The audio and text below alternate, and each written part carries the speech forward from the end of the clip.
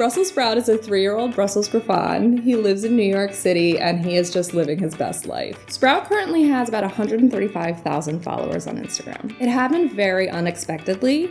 It just started taking off, and people were responding really well to his content. They were sending us messages saying, I'm having a really bad day, and your dog is making me smile. And it's been so rewarding to get to share him with the world.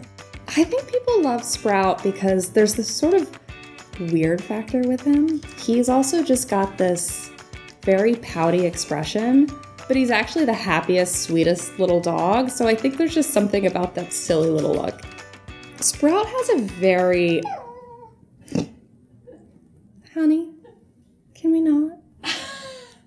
Sprout knows over 30 tricks or cued behaviors. He can actually do a handstand or twerk, as I call it. He can push a shopping cart and put toys into the shopping cart. He can weave between my legs. He can take a bow. He's a pretty smart dog.